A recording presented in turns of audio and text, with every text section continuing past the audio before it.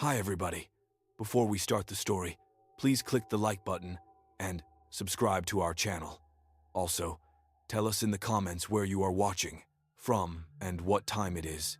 If you do that, YouTube will keep showing you more stories like this one.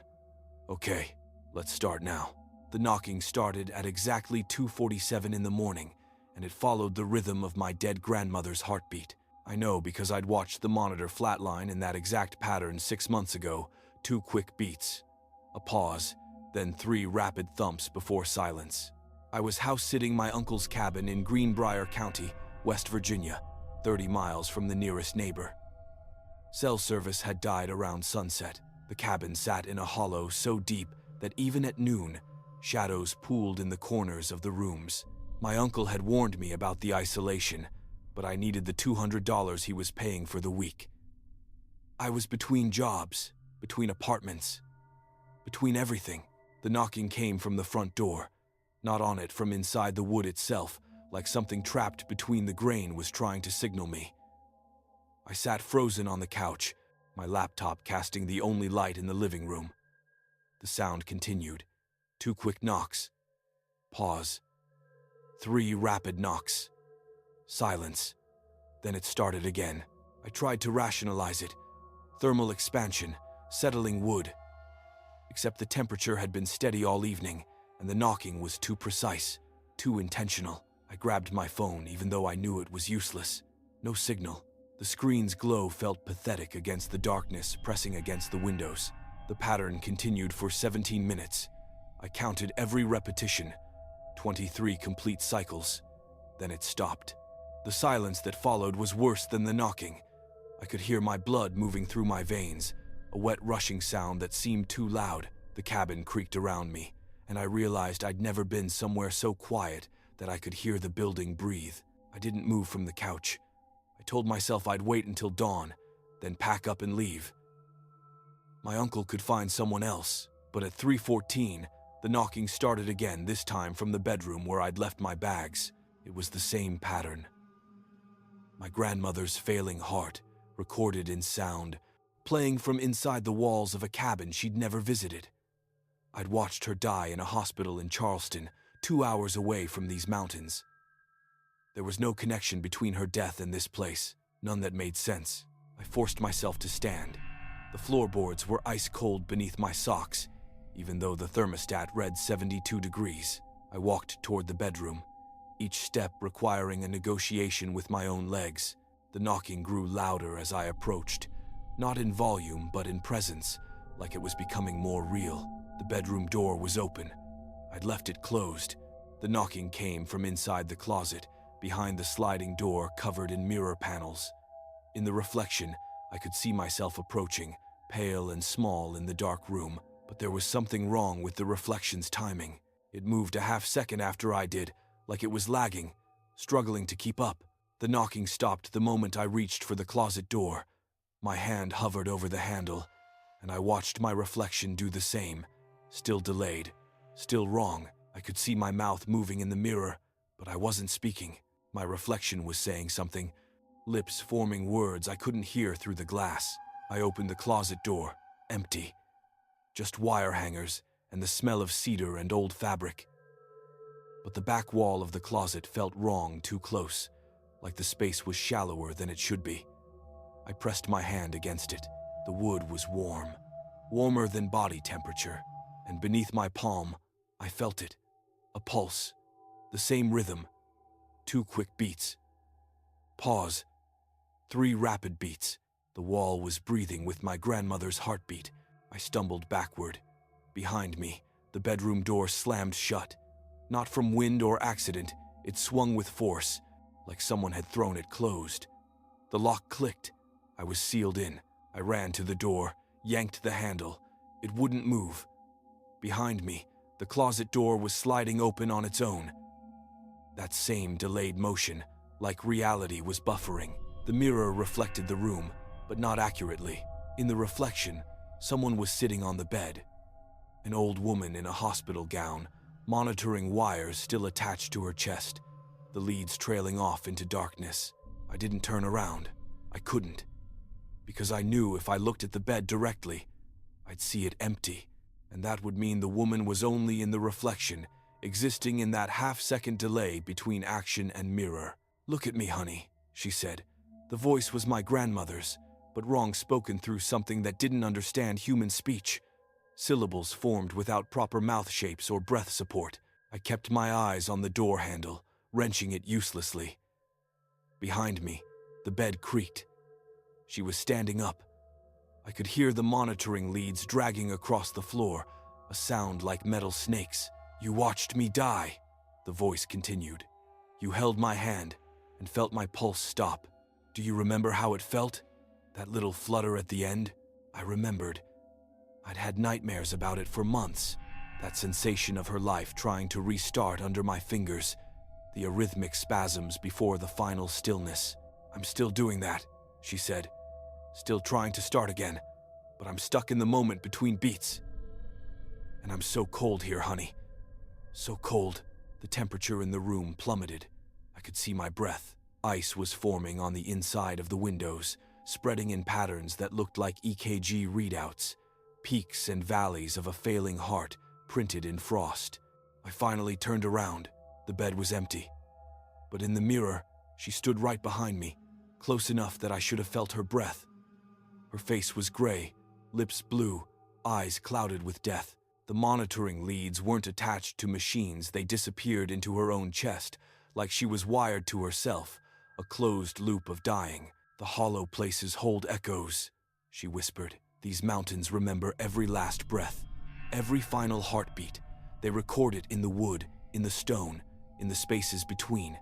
And sometimes we get stuck in the playback." She reached for me. Her hand passed through my shoulder in the real world. I felt nothing but cold. But in the mirror, her fingers closed around my reflection's throat. I couldn't breathe. There was no physical pressure on my neck, but my lungs seized. My reflection in the mirror was choking, face purpling, while I stood untouched in the real room. But my body was responding to what the reflection experienced. I was suffocating on air. Black spots crowded my vision. I fell to my knees. The last thing I saw before passing out was my grandmother's reflected face. Not angry or malicious, just desperate and afraid. A dying woman trying to pull someone into the dark with her, because being alone in death was too much to bear. I woke up at dawn on the floor. The bedroom door was open. The closet was closed. In the pale morning light, everything looked normal.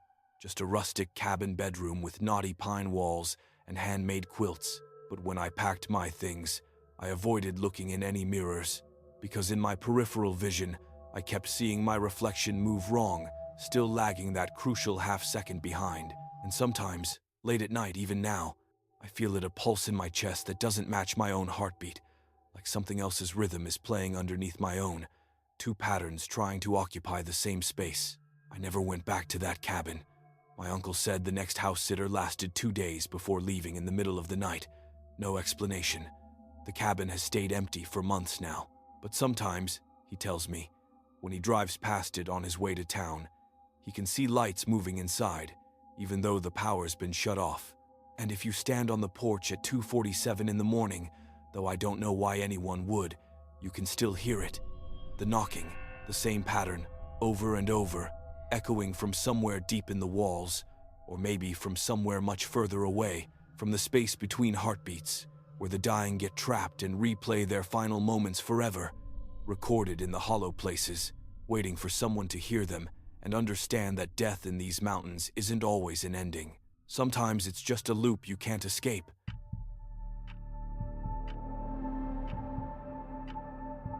The trapdoor in the kitchen floor had been painted over so many times that I almost missed it. 17 coats, I counted later, each one a different shade, like someone had been trying to seal it, not just physically, but chromatically, using color as a ward.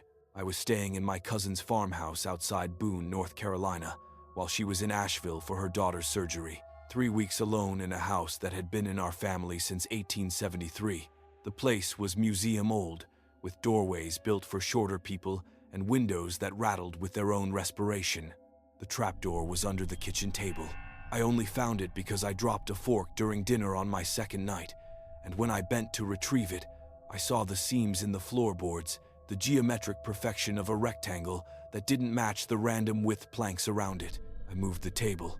The trapdoor was 3 feet by 4 feet, with a recessed iron ring for a handle. When I touched it, my hand came away sticky. The paint was fresh on top my cousin had repainted before leaving. She'd painted over the trapdoor, specifically and deliberately, without mentioning it. I should have left it alone. I opened it at 9:37 that night.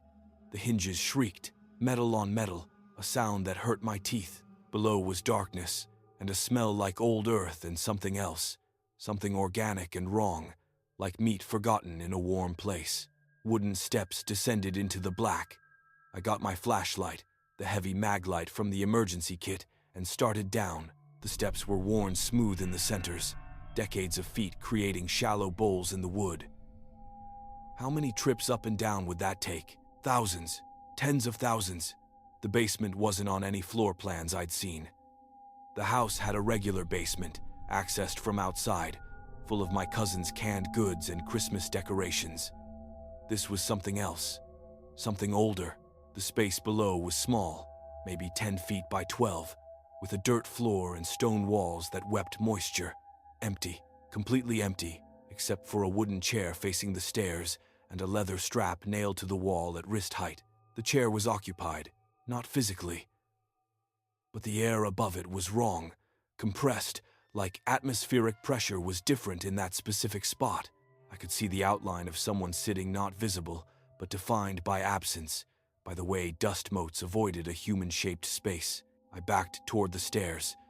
The invisible occupant didn't move, but I felt a tension shift toward me, a regard so intense it was almost physical. "You're not Sarah," a voice said.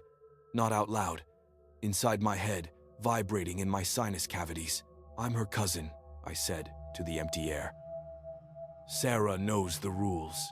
The voice was male, old, with an accent I couldn't place, Appalachian but ancient, words shaped differently. "She feeds me, keeps me company, doesn't leave me alone too long." "There's nobody there," I said, trying to convince myself. "I'm talking to nothing." The air moved. The invisible presence stood up from the chair. I could track its movement by the way space distorted around it, like heat shimmer but cold, pulling warmth from the room. "I've been here a long time," it said. "Since before your cousin, before her father. I was here when they built this house over my grave, trapped me under the floorboards. The family knows. They've always known. Someone has to tend the basement, or I get loose." I ran up the stairs. Behind me, I heard footsteps, or the idea of footsteps, sound without source. I cleared the top step, slammed the trapdoor down, dragged the table over it. My hands were shaking so badly I could barely grip the wood. The house was silent around me. Then, from below, muffled through layers of wood and paint, I heard knocking. Slow, deliberate, patient. I called my cousin, straight to voicemail. I texted her. "What's in the basement under the kitchen?" Delivered but not read. The knocking continued. All night. I tried to sleep on the couch in the living room, 2 rooms away from the kitchen, but I could still hear it. Not louder, just present, the way you can hear a heartbeat in perfect silence. Except this was someone else's heartbeat, someone else's rhythm invading my awareness. At 3 in the morning, my phone rang. My cousin. I grabbed it. "Don't call me about the basement," she said. Her voice was flat, exhausted. "I painted over the door for a reason. You weren't supposed to find it. What is it? What's down there?" She was quiet for a long time. In the background, I could hear hospital sounds, monitors, distant voices. His name was Ezekiel Marsh. He killed 7 people in that hollow in 1869. They caught him, but he was wrong. Not insane, just wrong, like he'd been altered by something. The family that lived there before us, they didn't hang him. They chained him in the root cellar and left him. Found him down there, still alive somehow, though he shouldn't have been. He'd been alone in the dark for 4 years. "That's impossible." "Yes," she said simply, "but he was there, and he was still breathing, still conscious. So they made a choice. They couldn't kill him, tried that, didn't work. Couldn't free him, too dangerous. So they maintained him, brought him food, talked to him, kept him company enough that he wouldn't try too hard to get out. That's insane. You're telling me your family's been keeping a 150-year-old murderer in your basement? I'm telling you something's down there that calls itself Ezekiel Marsh, and if you don't tend it, it stops being cooperative. The knocking stopped. The silence was immediate and total, like someone had cut the audio. I stared at the phone. "Oh no," my cousin whispered. "You let him go quiet. That's worse. When he's knocking, he's still in the chair. When he's quiet, he's moving. Moving where? It's not a room. It's a threshold. The chair keeps him fixed to one spot, but if he leaves the chair, he can move through the house. Not physically through the spaces between. Behind walls, under floors. He exists in the gaps." I heard something then. Not in the house, in the phone, breathing. Not my cousin's breathing, something else, someone else, sharing the line. "He's listening," she said. "I have to go. Listen to me carefully. Go down there. Bring food, anything. Doesn't matter. And talk to him. Tell him stories. Anything to keep him occupied. I'll be home in 4 days. Just 4 days. Don't let him get bored." She hung up. I stood in the living room, phone dead in my hand. The house creaked around me. Normal sounds. Old house sounds. Except now every creak was potential movement. Every settling board was possible. Footsteps in the walls. I didn't go down to the basement that night. I locked myself in the upstairs bathroom, smallest room in the house, and waited for dawn. I heard the trapdoor open. Not slam, just the quiet squeal of hinges, like someone was being polite, careful not to wake anyone. Then footsteps in the kitchen, slow, wandering. The refrigerator opened, closed, cabinets opened, drawers slid out. Not searching, exploring, learning the space. At dawn, I came downstairs. The kitchen was untouched. The table was exactly where I'd left it, still over the trapdoor. But in the dust on the counter, someone had drawn a picture. A stick figure sitting in a chair, a stick figure lying down, and a question mark between them. He was asking what happened next. He wanted his story finished. I spent that day researching. Found newspaper archives about Ezekiel Marsh. He'd killed 7 people, yes, but not like my cousin implied. He'd been a circuit preacher who'd claimed he could hear the dead. He'd killed 7 people who'd asked him to help them communicate with lost loved ones. Killed them because, he said, the dead were begging him to send them company, and the dead's loneliness was so profound it was driving him insane. They'd caught him standing in a river, trying to drown himself, screaming about cold and silence. That night, I opened the trapdoor, brought down a plate of food and a bottle of water. The presence was back in the chair, that compression of space, that sense of something intensely focused on nothing. "I brought food," I said. "Don't need food," the voice said. "Need company. Need sound. The silence down here is so complete, I can hear worms moving in the earth, can hear roots growing, can hear my own thoughts eating themselves. Please, just talk." So I did. I sat on the bottom step and talked. About my life, my job, my failed relationship, my fear of ending up alone. I talked until my voice was raw, and the presence in the chair stayed still, listening, soaking up the sound like something dying of thirst. I did this every night for 4 days. Went down to the basement, brought food that was never eaten, and talked to the compressed space in the wooden chair. And every night, the presence felt more solid, more real, like my words were giving it substance. On the 4th night, my cousin came home. She found me in the basement, sitting on the steps, talking to Ezekiel. She looked older than she had just 3 weeks ago, worn down by something more than her daughter's illness. "You did good," she said. "He's calm. Thank you. I left that night, haven't been back.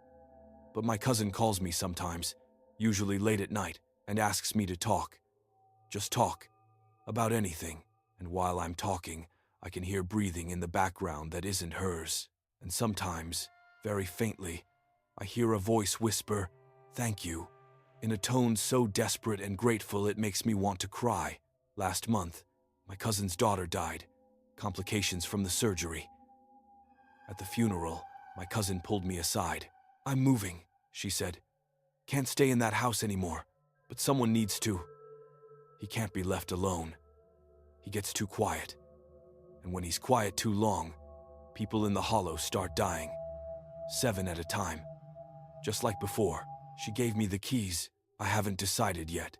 But late at night, I feel it, that presence, reaching out across miles, through phone lines and dreams, lonely beyond human comprehension, trapped in the dark under an old house, the last remnant of a man who killed people, trying to ease his own unbearable isolation. And I wonder how long before that isolation makes him do it again.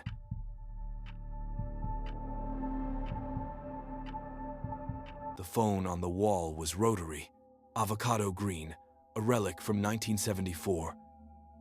It still had a cord that stretched exactly 6 feet, measured by the grooves worn into the linoleum from decades of people pacing while they talked. I was staying at my grandmother's old place in Pocahontas County, West Virginia, settling her estate. She died at 93, alone in the house, undiscovered for 5 days. The neighbors said they'd tried calling, but the line was always busy. The phone company confirmed the line was still active, analog, still on the original party line system that serviced this part of the hollow. Party lines where multiple houses shared a single telephone circuit. You could pick up and hear your neighbors' conversations. The system was supposed to be defunct, but in some remote areas, the infrastructure was never updated. The phone rang at 11:45 on my first night. I answered it. Static. Then a woman's voice. Distant. Like she was speaking from another room. Can't come home. The roads. They're not right. They keep looping. A man's voice. Closer. How long have you been driving? 3 hours. 4. I don't know. It feels longer. Every time I think I see the turnoff, the road changes. I hung up. Wrong number. Or crossed lines. But my skin was prickling. Something about the conversation felt off. Not the content, but the quality. The voices sounded flat, missing overtones, like audio that had been compressed too many times. The phone rang again at 12:03. I picked up, ready to explain they had the wrong number. She's been driving for 17 years, a different woman's voice said. Still looking for the turnoff, still circling. Sometimes I hear her crying. Who is this? I said. Silence, then breathing. Multiple people breathing in different rhythms, out of sync, creating an awful pattern. You're in the house, a man's voice said. Not a question. The old Parker house. We've been waiting for someone to answer. I slammed the phone down. It rang immediately. I yanked the cord from the wall. The phone kept ringing. Impossible. No power source. But the bell chimed, mechanical and loud, filling the kitchen. I grabbed the handset, ready to demand they stop. Party lines don't work like you think, the voice said. It's not about electricity. It's about connection. These mountains, these hollows, they're full of voices with nowhere to go. Stop calling. We can't. We're always calling. Have been for years. Decades, some of us. Your grandmother used to answer. Used to listen. It kept us contained. But she stopped answering 3 months before she died. Stopped picking up, and we've been ringing and ringing. And the calls have been building up. And now you're here. The line went dead. Actually dead this time. No dial tone, no static, just empty silence. I left the phone off the hook and went to bed upstairs. At 2 in the morning, I was jolted awake by ringing. Not the kitchen phone. The sound was coming from inside the walls, behind the plaster, like telephone bells were buried in the structure. I covered my ears. The ringing continued, not muffled, somehow bypassing my hands and resonating directly in my skull. I got up, stumbled downstairs. The kitchen phone was on the hook again. The cord was plugged into the wall. I hadn't touched it, I answered. Thank you, multiple voices said in unison. It hurts when no one answers. The pressure builds. We need somewhere to go. What do you want? To talk. To be heard. Your grandmother understood. She'd pick up every call. Listen to every voice. Give us somewhere to exist outside the static. Without her, we're just compressed. squeezed into the silence between ringtones. Do you know what that's like? To be half-said words, forever interrupted? I'll cancel the phone service. Won't help. The calls aren't coming through the line. The line is just a path. We're calling from the mountain, from the hollow, from all the places people died while trying to reach someone, died with words unsaid. The party line just connected us, gave us form. Now we're permanent. I hung up, yanked the entire phone off the wall. The mount came free with a crack of old plaster. I threw the phone in the trash, took the trash outside to the burn barrel, and set it on fire.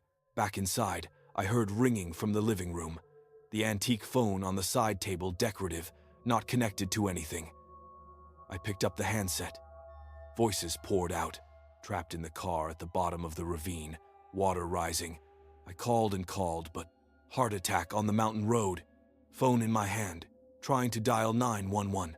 Alone in the house. Fell. Couldn't reach the phone. Spent 3 days on the floor watching it. A dozen voices, 100, all talking over each other, all desperate, all describing deaths that involved phones just out of reach, calls that never connected, last words never heard. I dropped the handset. It swung on its cord, voices still streaming out. I ran through the house, gathering every phone, every extension, even the ancient candlestick phone in the attic. 7 phones total. I took them outside, piled them in the burn barrel, and used gasoline this time. The fire roared, plastic melted, but as I watched, I heard it ringing, coming from the fire itself. The flames carried the sound, or became the sound, a chorus of ringtones melting together into a single sustained scream. I went back inside. The house was silent. Maybe it had worked.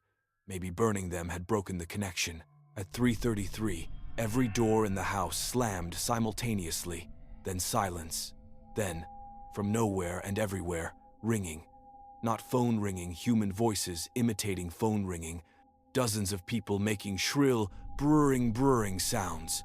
The noise coming from the walls, the floors, the ceiling. I grabbed my keys to leave. The front door wouldn't open, neither would the back. Windows wouldn't budge. I was locked in. The voices stopped imitating, ringing, and started talking. All at once, a wall of sound. Hundreds of voices overlapping, each one trying to finish a conversation they'd started years or decades ago. All of them directed at me because I was the only one listening. I covered my ears. It didn't help. The voices weren't external. They were inside my head now, using my auditory nerve like a telephone line, connected directly to my consciousness. Please tell her I loved her. Tell her I didn't mean those words. The last thing I said was angry, and I've been trying to take it back for 23 years. The baby's sick. Need to call the doctor. Why won't the phone work? Why won't anyone answer? I can see my house from where I fell, can see my wife in the window. If I could just call out, just make her hear me. I collapsed. The voices were so loud, so dense, that individual words lost meaning. It became pure noise, pure data, an overwhelming flood of human desperation and unfinished communication trying to force itself through the bottleneck of my consciousness. Then one voice cut through. Clear. Close. My grandmother's. Honey, you have to answer properly. Grandma. I answered for 47 years. Every call, every voice, gave them a place to speak their piece. But you have to do it right. You can't just pick up. You have to listen. Actually listen. Hear them all the way through. Let them finish. That's what releases them. There's too many. I know. They've been building up. 3 months worth. But your family, the house knows you. It'll help. Just pick up and listen. All the way through. No hanging up. No interrupting. Let them say what they needed to say.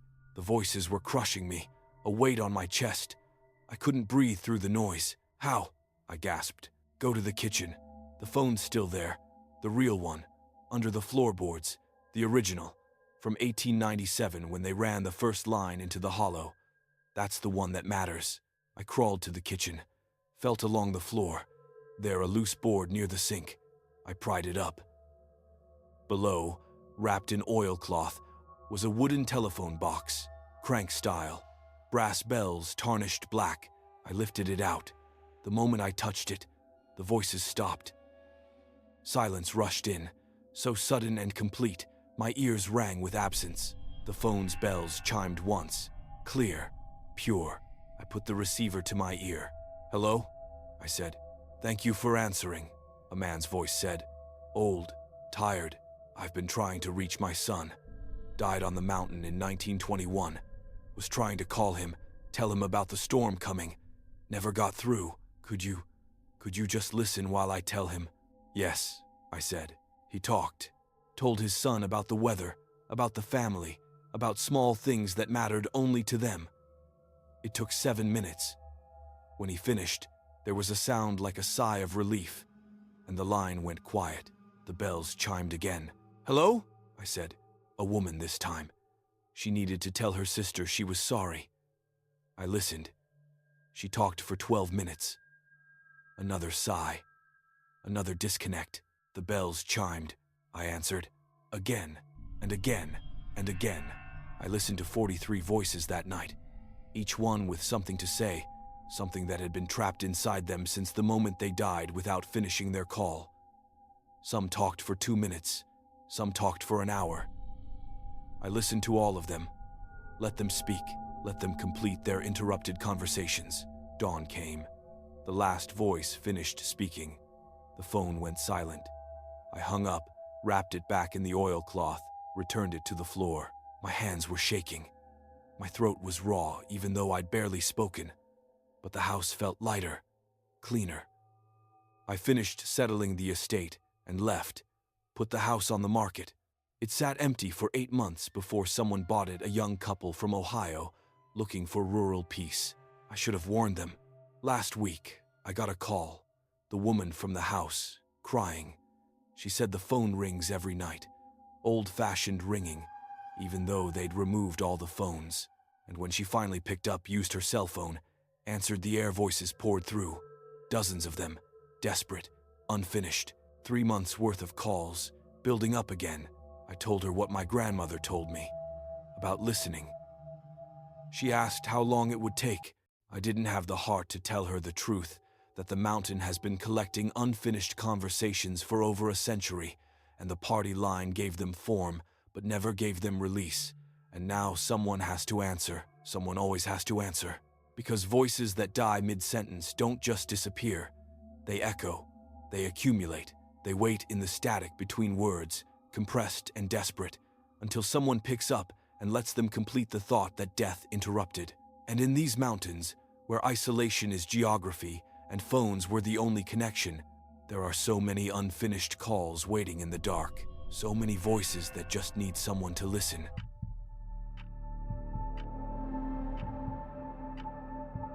The portraits were watching before I noticed they were moving. Subtle, just eye shifts, following me around my great-aunt's house in Robin County, Georgia. The house sat on 12 acres of overgrown laurel and oak, the last occupied structure on a dead-end mountain road. I was there to appraise her belongings. My great-aunt Delilah had died without a will, and I was the only family member who'd agreed to sort through her things. No one else wanted to visit.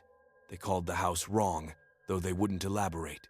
The portraits lined the hallway upstairs. 23 of them, spanning back to the 1850s, all oil paintings, all family members. Names and dates were engraved on brass plaques beneath each frame. Jeremiah Corbett, 1823 to 1849. Martha Corbett, 1847 to 1871.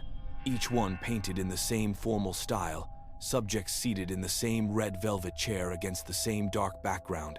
They all wore the same expression, not smiling, not frowning, just waiting.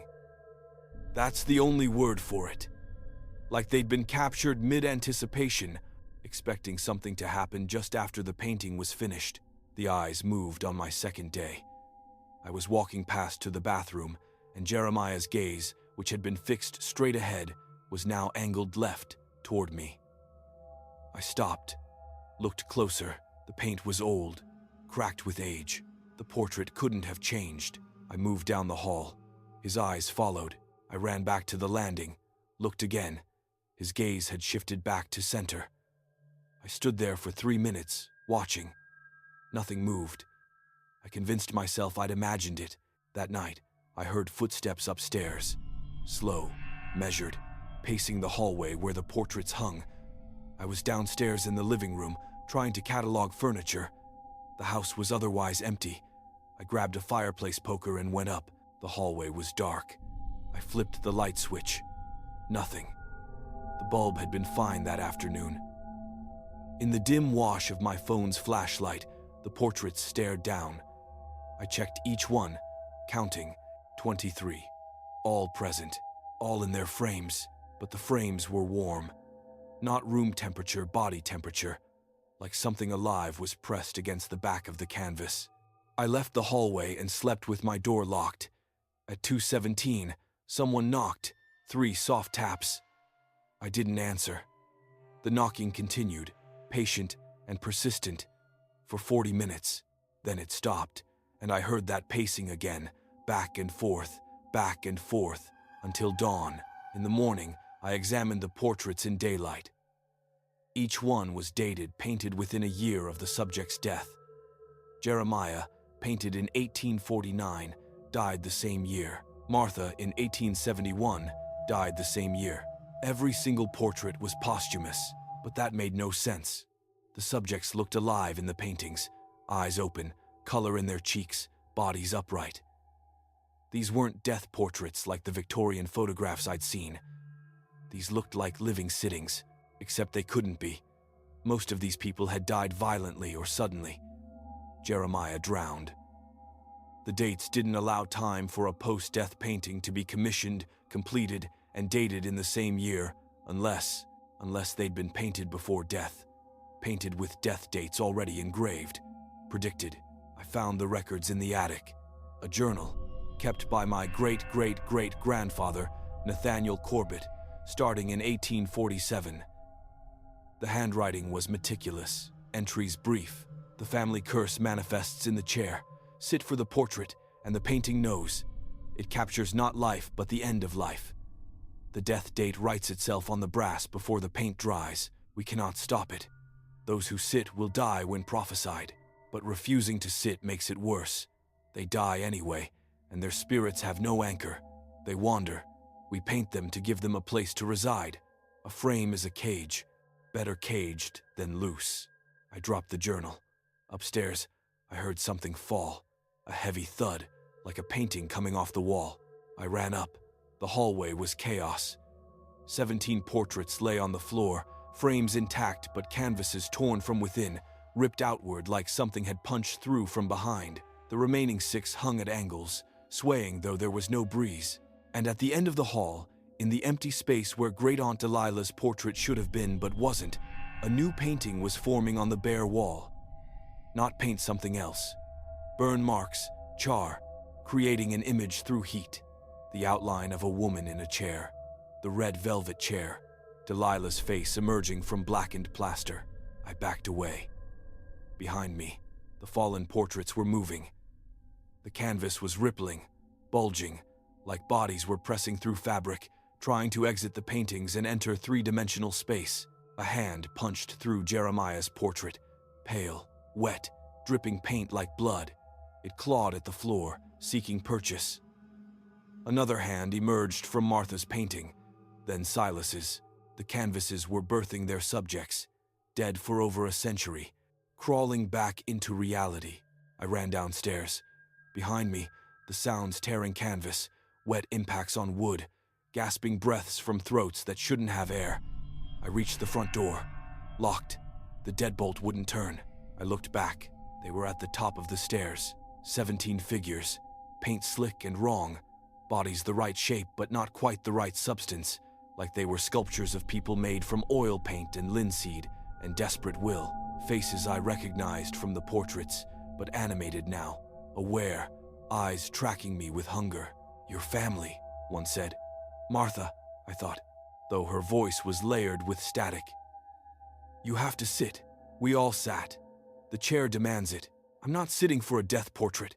"Then you die without anchor." She gestured to the others. We had frames, had places to reside between death and whatever comes after. Without the portrait, you'll wander, conscious but formless. Do you know how long eternity is when you're untethered? They descended the stairs, slowly, not walking, flowing, like their legs were suggestions, paint bodies adjusting to gravity. I ran to the back door, also locked. Windows wouldn't budge. The house had sealed itself. The chair is upstairs, Martha said. The red velvet, still there after all these years.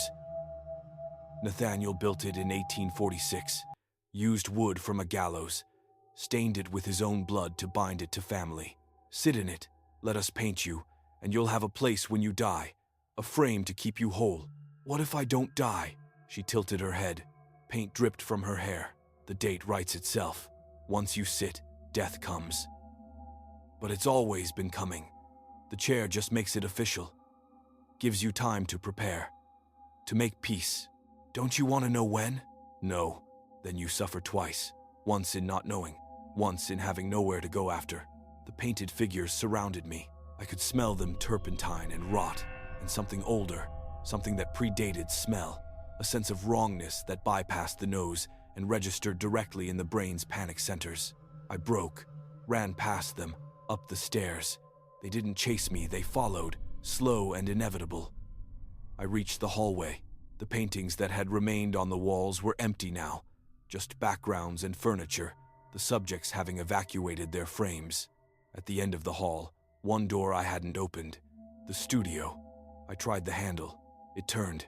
Inside, the red velvet chair sat in the center of the room, positioned before an easel. On the easel, a blank canvas. Beside it, brushes, palette, paints arranged with care, and sitting on the chair, waiting, was Great Aunt Delilah. Not a painting, not paint made. Her actual body, dead but positioned, wearing the same dress from her funeral, skin gray, eyes open and filmed over.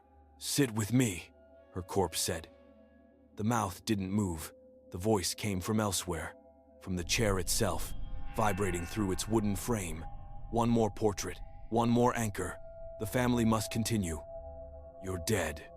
Yes. 3 weeks now. But I didn't sit. Refused. And now I'm trapped, halfway between, unable to move on or return. The chair is patient. It waits. It always gets its subject eventually. The painted family members crowded the doorway, watching, waiting. Paint dripped from their bodies, pooling on the floor, mixing into a swirl of colors that looked like a bruise. If I sit, I die, I said. If you sit, you die knowing when. The brass plate will tell you. Could be tomorrow. Could be 50 years. But you'll know. And when it happens, you'll have a frame. A place. Won't end up like me, caught between, conscious, rotting, but aware. Delilah's voice cracked with desperation. Do you know what it's like to feel your body decay around a mind that won't sleep? I looked at the chair. Red velvet, worn smooth by generations of family members accepting their fate. I could see the appeal, the certainty, the promise of a place to exist after death, even if that place was a portrait on a wall. I almost sat. Instead, I grabbed the easel, swung it at the window. Glass shattered. I dove through, hit the porch roof, rolled, fell 10 feet into overgrown bushes. Behind me, the house erupted with sound screaming. Not human. The sound of paint itself shrieking, of canvas tearing, of wood splintering. I ran. Didn't stop until I reached my car at the end of the long driveway. Drove to the nearest town and called my family from a gas station. Told them to burn the house. Burn it all. They did. 3 days later, the fire department ruled it an accident, old wiring, they said. The house burned to the foundation. Nothing salvageable. But last week, a package arrived at my apartment. No return address. Inside, wrapped in scorched canvas, was a brass plate engraved with my name and 2 dates. My birth year and another date, 7 months from now. I haven't found the portrait yet, but I know it exists. Somewhere in the ashes, or painted on a surviving wall fragment, or forming even now on some surface I haven't discovered. The chair got what it wanted. I was in the house. I'm family. The curse doesn't need my consent, just my inevitability. And sometimes, when I'm not looking directly at mirrors, I see something in my peripheral vision, my reflection, but wrong, sitting in a red velvet chair, waiting, patient, because the frame is coming, the portrait is forming. And when that second date arrives, I'll have a place to go, a place I can never leave.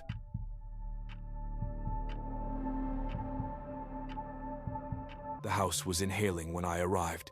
Not obviously just a subtle expansion, the vinyl siding swelling outward half an inch before contracting. Like the entire structure was a lung. I was house-sitting for a colleague in Mingo County, West Virginia, while he was in Columbus for medical treatment.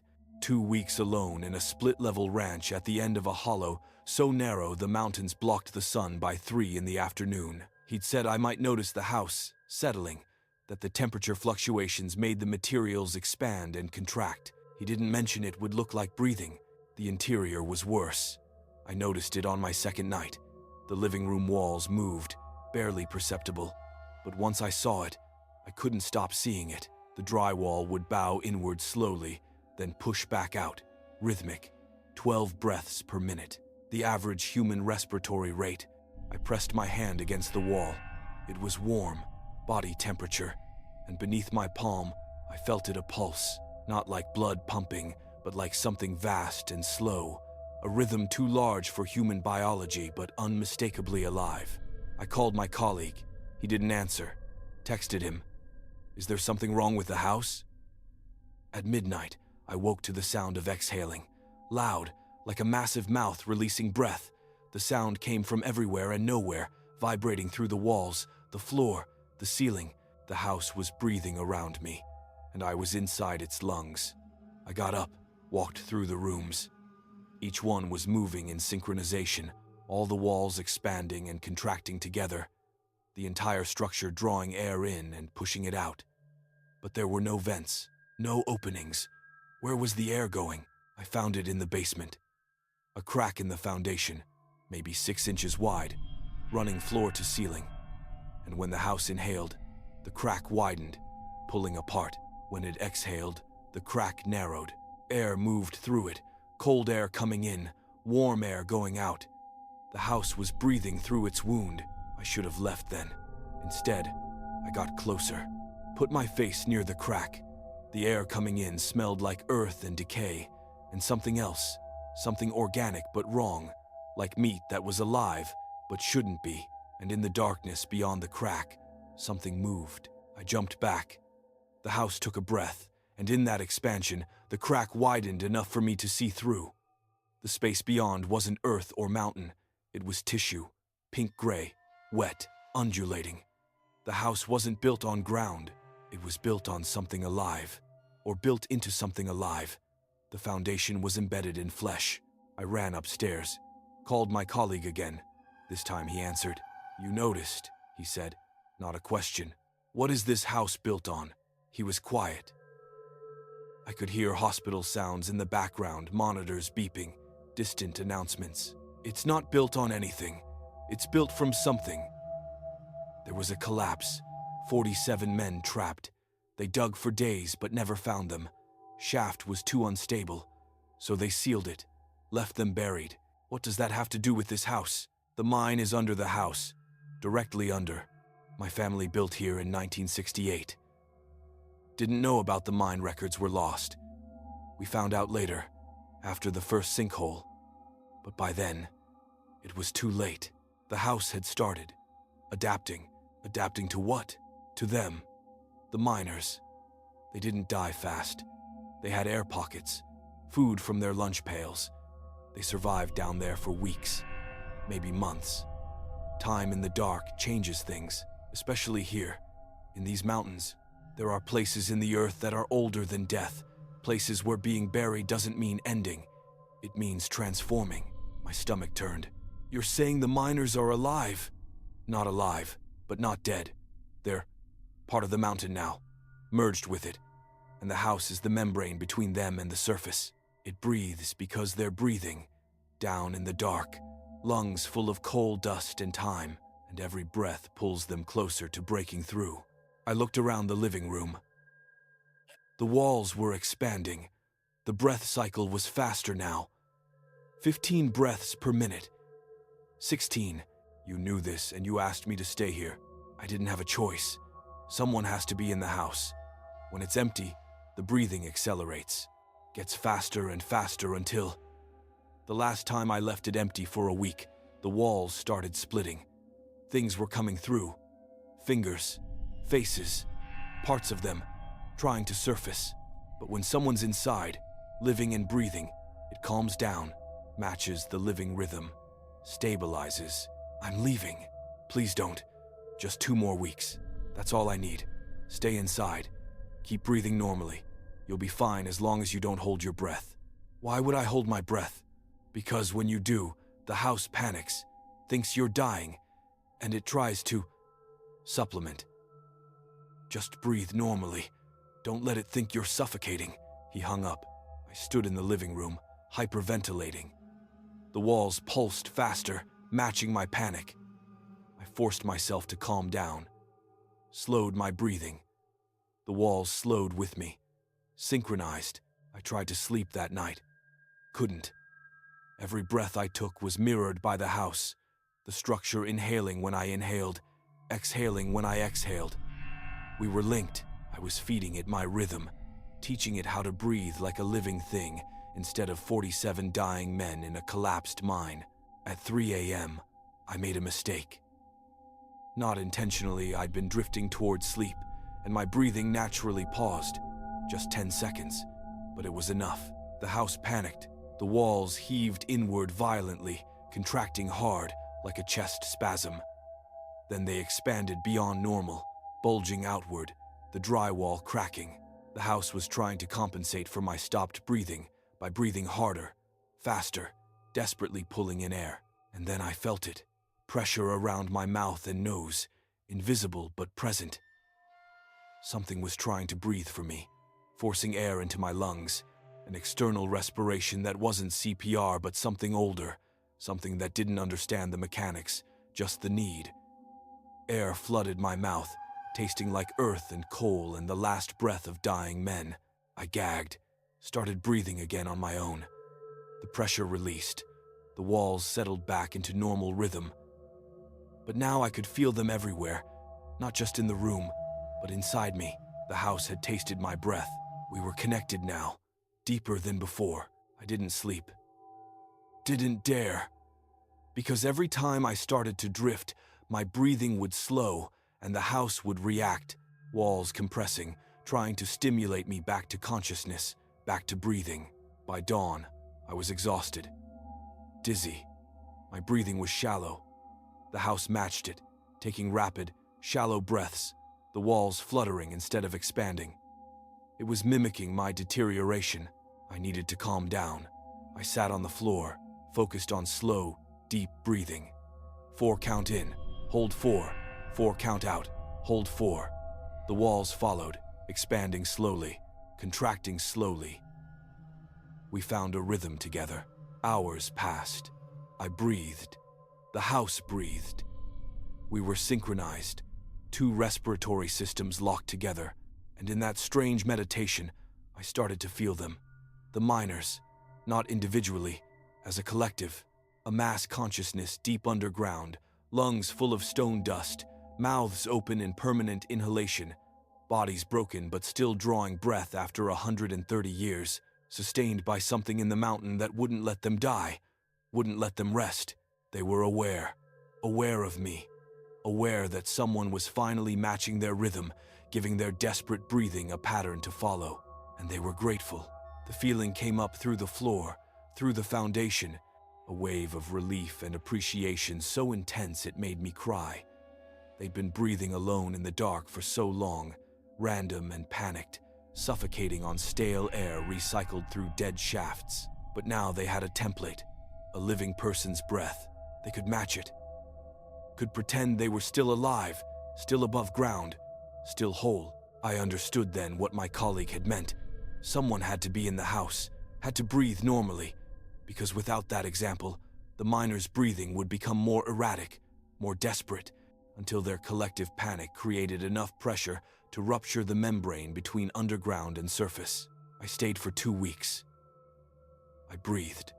Slow, steady, even. The house mirrored me, and through the house, the miners mirrored me. I gave them a rhythm, a purpose, a reminder of what it felt like to breathe as a living thing instead of a trapped thing. My colleague returned on day 15. He looked worse, thin, pale, but grateful. "Thank you," he said. I could feel it, even in Columbus. The house was stable. "You did good. What's wrong with you?" I asked. "Why did you need treatment?" He lifted his shirt. His chest was covered in scars, surgical scars. "The breathing doesn't just go one way," he said. "The longer you live here, the more synchronized you become. Eventually, your breathing and the house's breathing become one system. If you leave, your lungs forget how to work independently. I had to get surgery, mechanical assistance. I can't breathe on my own anymore. The house owns part of my respiratory function. You're going to die if you leave permanently. I'm going to die if I stay. The synchronization deepens every year. Eventually, I won't just breathe with the house. I'll breathe as the house. My consciousness will sink into the foundation, down into the mine, and I'll join them. 48 miners instead of 47. Why don't you just demolish it?" We tried. 1994. Started tearing down walls. The house started screaming, not making noise screaming. We felt it in our bones. And the miners, they started coming up, physically. Breaking through the foundation, we saw hands, faces, bodies that were part coal, part flesh, part mountain. We stopped demolition, sealed it back up. Some things you can't kill because they were never alive in the way we understand. He moved back in the next day. I left, drove 6 hours back to civilization. But for weeks afterward, I had trouble breathing. My lungs would stutter. Forget their rhythm.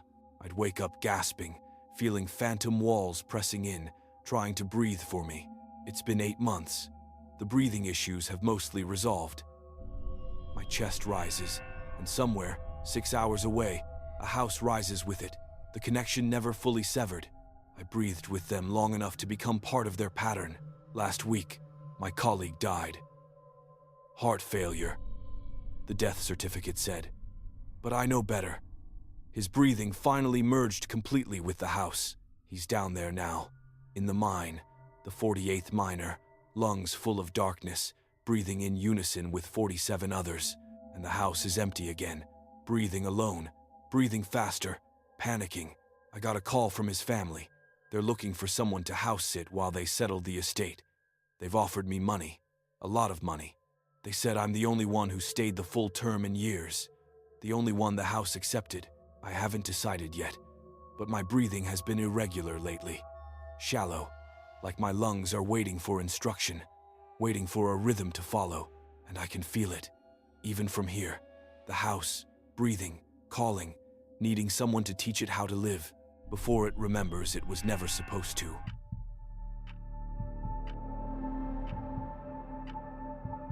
The chore list was written in handwriting I'd never seen before, taped to the refrigerator of my uncle's farmhouse in Fentress County, Tennessee. 27 tasks, each one specific, each one time-stamped, 11 p.m. Check. The basement door is locked. 11:15 p.m. Close all curtains. 11:30 p.m. Salt the doorways. 11:45 p.m. Do not look at the barn. 12 a.m. Turn off all lights. 12:15 a.m. Stay in your room. 12:30 a.m. Do not answer if something calls your name. The list continued until 6 a.m. when the final instruction read, "Open curtains, check barn, resume normal activities." My uncle had asked me to watch his farm for 10 days while he attended to family business in Memphis. He'd mentioned the chores casually, like they were normal. "Just follow the list," he'd said. "Don't skip any. Don't change the order." I'd laughed. Thought it was a joke, rural superstition, but he'd grabbed my wrist, tight enough to hurt. "I'm serious. Follow the list exactly. Every night. Don't improvise. The first night, I ignored it. I was 32 years old. Didn't believe in ghosts or curses or whatever backward folklore my uncle subscribed to. I watched TV until 1 a.m., left the lights on, never touched the salt. At 1:30, something started scratching at my bedroom door. Slow, deliberate, like nails on wood, but heavier, longer nails than any human possessed. I opened the door. Nothing there, but the scratching continued from inside the wall beside the door, moving down, moving toward the floor, like something was climbing downward through the space between studs. I didn't sleep that night. At dawn, I found scratches on the outside of the house, below my bedroom window. Deep gouges in the wood siding, running in parallel sets of 4. Each gouge was 8 inches long. Whatever made them had claws the size of railroad spikes. The second night, I followed the list. 11 p.m. I checked the basement door. It was locked, but when I touched the knob, it was cold. Not room temperature, freezing. Ice crystals were forming on the metal. I heard something moving behind the door, a wet sliding sound, like something massive and boneless was navigating the stairs. 11:15. I closed all curtains. In the living room, just before I pulled the last one, I saw something standing at the tree line. Tall, wrong proportions, arms too long. It was watching the house. 11:30. I salted the doorways. Poured lines of table salt across every threshold. The salt hissed when it touched the floor, actually sizzled like it had landed on a hot surface.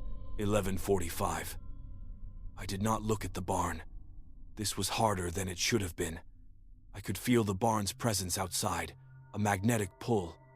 My head kept turning involuntarily toward the window. I forced myself to look away, but in my peripheral vision, I saw the barn door opening. No one was there to open it. Midnight. I turned off all lights. The darkness was immediate and absolute. The house had no ambient light, no street lamps, no neighbors, nothing but mountain black. I stood in the living room, blind, hearing the house settle around me. Except the sounds weren't settling. They were footsteps. Upstairs. In the attic. Pacing. 12:15. I went to my room, locked the door. The chore list had said, stay in your room, not lock your door, but I locked it anyway. Immediately, the doorknob began to turn. Slowly, testing. Something was trying the lock, seeing if I'd opened it, if I'd obeyed only partially. 12:30. Something called my name. Michael. My father's voice. Exactly right, coming from the hallway. Michael, I need help. Let me in. My father had been dead for 3 years. I clamped my hands over my ears. The voice continued. Please, I'm hurt. I need you. It sounded so real, so desperate. My hand reached for the lock. I stopped myself. The voice continued for 20 minutes, then changed. My mother's voice, my sister's, my ex-wife's, people alive and dead, all calling my name, all needing help, all begging me to open the door. I lasted until 6 a.m. with my hands over my ears, humming to drown out the voices. The moment dawn light touched the window, the voices stopped. Silence rushed back, so sudden it hurt. I opened the curtains as instructed, checked the barn. It looked normal, empty, but there were tracks in the dirt between the house and barn. Not animal tracks, drag marks, like something heavy and soft had been pulled across the ground, toward the house, stopping at the doorways where I'd put salt. The pattern continued for 6 nights. Each night, the list's instructions kept something at bay. Each morning, I found new evidence of what had tried to get in: scratches, drag marks, handprints on windows that were too large and had too many fingers. On the 7th night, I made a mistake. At 11:45, the instruction was, do not look at the barn. But I was exhausted, not thinking clearly. I looked. Directly, deliberately. The barn door was open. Inside, standing in the darkness, was a figure. It looked like my uncle. Same height. Same build. It waved at me. Friendly. Normal. Michael, it called. Come help me real quick. Need a hand with the tractor. I knew it wasn't him. He was in Memphis, but the voice was perfect, and I was so tired of being afraid, so tired of following arbitrary rules. Part of me wanted to prove it was all nonsense. I stepped off the porch. The moment my foot touched the dirt beyond the salt line, everything changed. The figure in the barn dropped the pretense. It didn't move, it reconfigured. The shape that had resembled my uncle folded inward, collapsed and reformed into something else, something that hurt to look at, geometry that didn't follow three-dimensional rules, and it started moving toward me. Fast, not walking, gliding, like it wasn't subject to friction or gravity. I ran back to the porch, crossed the salt line. The thing stopped at the threshold, unable or unwilling to cross. I could see it wasn't one entity. It was multiple things, stacked or merged, occupying the same space. I saw faces in its mass, human faces, animal faces, faces that were neither, all of them watching me, all of them hungry. "You looked," it said, multiple voices speaking in unison. It didn't cross the salt, but it didn't leave either. It stood just beyond the porch, waiting, watching, and I realized the chore list wasn't just about protection. It was about maintaining boundaries. Each instruction was a rule, and following the rules kept these things at a distance. But breaking even one rule changed the terms, gave them leeway. I went inside, locked the door, followed the rest of the night's list perfectly. But at 12:15, when I was supposed to stay in my room, I heard it, the thing from the barn. It was inside the house, not in the physical house, in the space adjacent to it, the thin places where reality wasn't quite solid. I could hear it moving through the walls, between the studs, under the floorboards. Searching. At 12:30, it called my name, but it didn't use a familiar voice this time. It used my own voice, Michael. Exact pitch, exact cadence, like it was me, calling to myself from another room. "Michael, come here. You need to see this." I stayed in my room, didn't answer, but I heard myself continue talking in the other room, heard myself having a conversation with someone, heard laughter, heard normalcy. It was recreating a life just beyond my door, using my voice, trying to lure me into investigating what I was apparently doing out there. At 3 a.m., the sounds changed. My voice became distressed. "Help, please. Something's wrong." I heard crashing, breaking glass, my own voice screaming. Every instinct demanded I investigate, but the list said stay in the room. At 6 a.m., the sounds stopped. I opened my door. The house was untouched. No broken glass, no signs of struggle, but on the wall opposite my room, written in something dark and wet, was a message. "Close her now." I called my uncle. He answered on the first ring, like he'd been waiting. "You looked at the barn," he said.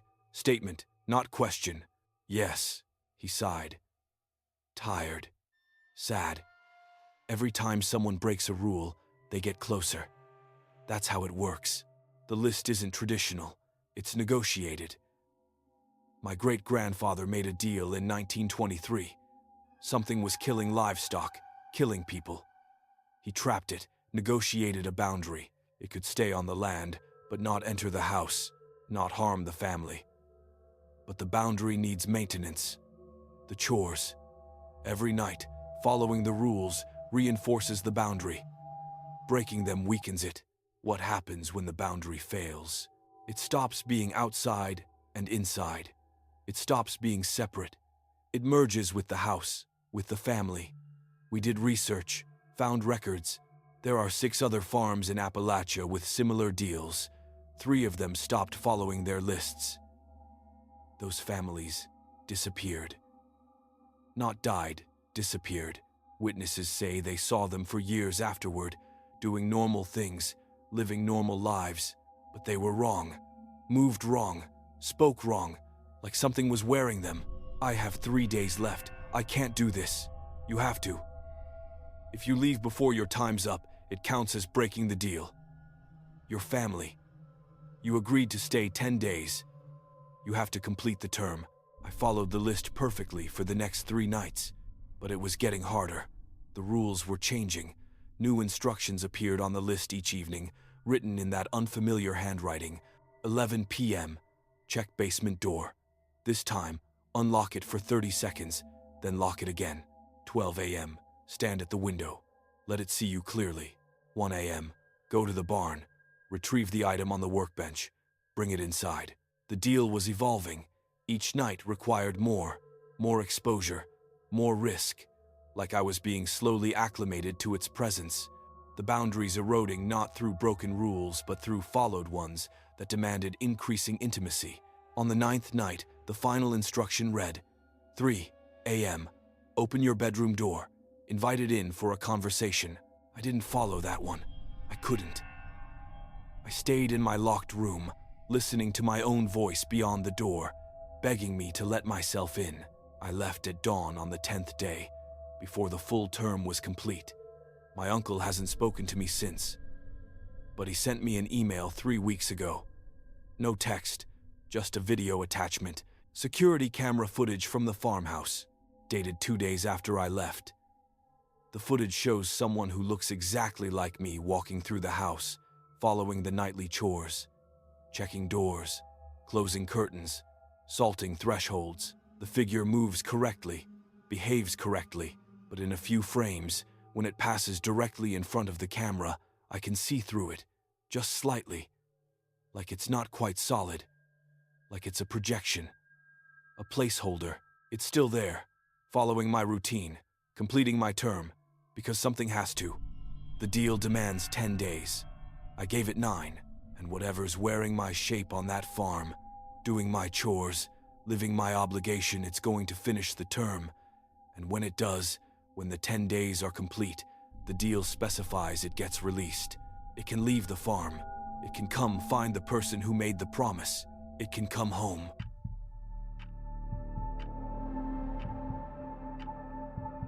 The rain started falling upward on my 3rd night, alone in the cabin. Not all the rain, just some drops. They'd hit the ground and then reverse, shooting back up into the sky, defying gravity in streams of silver that disappeared into the clouds. I was staying in my grandmother's cabin in Madison County, North Carolina, doing a remote work stint, trying to meet deadlines in isolation. The cabin sat at the end of a gravel road, 6 miles from pavement, surrounded by old-growth forest that the lumber companies had somehow missed. The weather had been strange all day, overcast but not raining, static in the air that made my skin prickle. The barometric pressure felt wrong, like being at high altitude even though the cabin was only at 3,000 feet. When the rain started at 8 p.m., I watched it from the porch. Normal at first, heavy drops, steady rhythm. Then I saw one drop hit the porch rail and bounce back up. Not splash, reverse. It went straight up, accelerating, moving faster going up than it had coming down. Then another drop reversed, and another. Within minutes, half the rain was falling upward, creating dual streams, droplets passing each other mid-air, some obeying gravity, some violating it.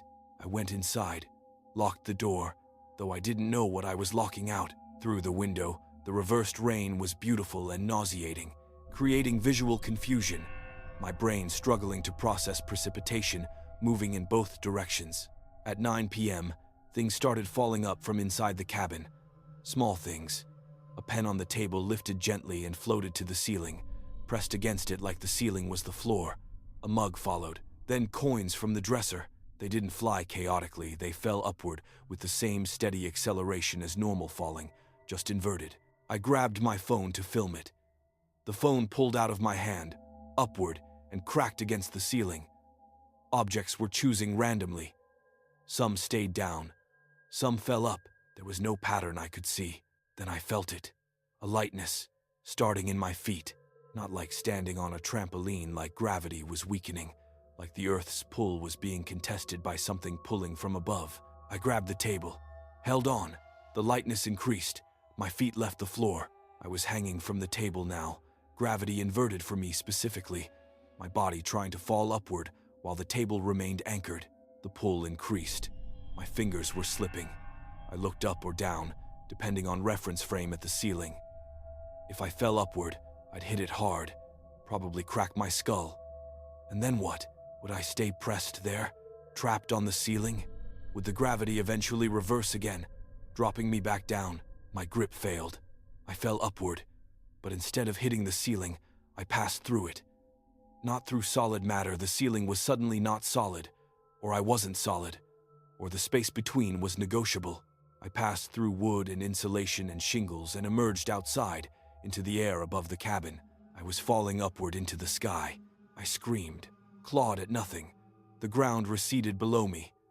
I accelerated, moving faster, the cabin shrinking. I was going to fall into space, into the void, die from exposure or asphyxiation, or just keep falling upward forever. Then I stopped, suspended, 200 feet above the cabin, hanging in midair. The rain surrounded me, drops moving in both directions, creating a sphere of confused precipitation. I could breathe. The air was thin but present. And I wasn't alone. There were others, floating, scattered across the sky above the hollow. Dozens of them. Some close enough to see details, people in clothing from different eras, suspended at various heights. Some were moving, struggling. Others were still, long dead, mummified by altitude and time. They'd all fallen upward, and they'd all gotten stuck. A woman floated near me, maybe 30 feet away. She was alive, recent, dressed in hiking clothes. "How long have you been here?" I shouted. 3 days, she called back. I was camping. The rain started. I fell up. Can't get down. Can't fall any further up. Just stuck. Has anyone come looking for you? I don't know. Can't see the ground clearly, and no one looks up.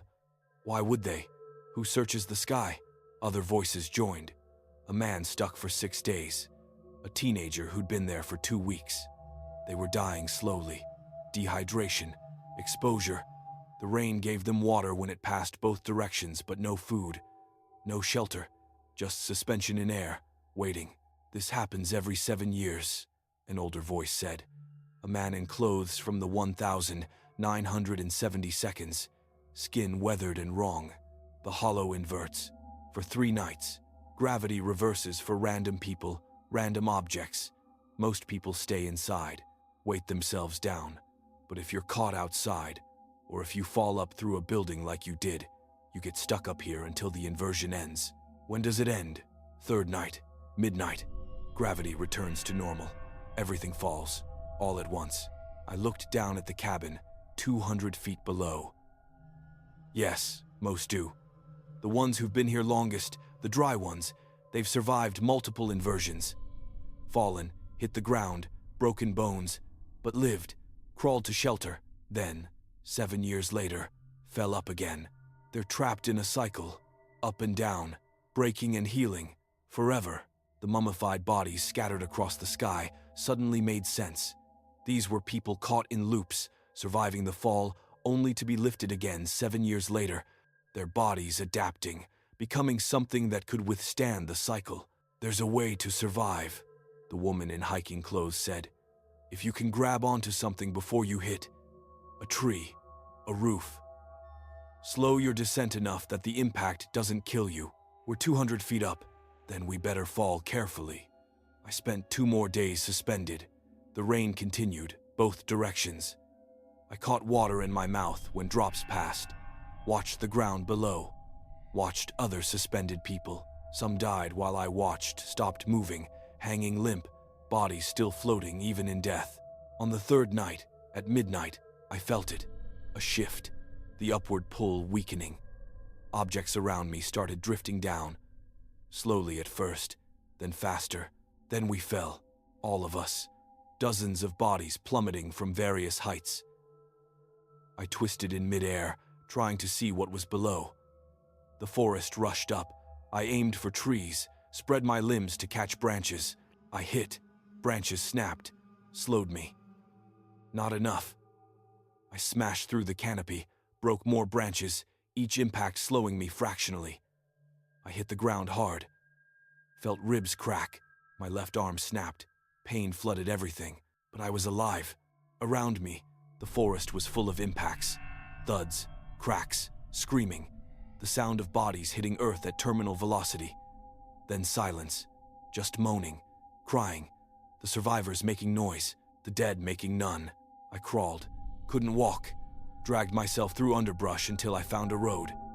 Collapsed, woke up in a hospital 3 days later. Fractured ribs, broken arm, concussion, severe lacerations. The doctors asked what happened. I said I fell. They didn't ask from where. The woman in hiking clothes survived. I saw her in the hospital. Both legs broken, spine fractured, but alive. We didn't talk about it. What would we say?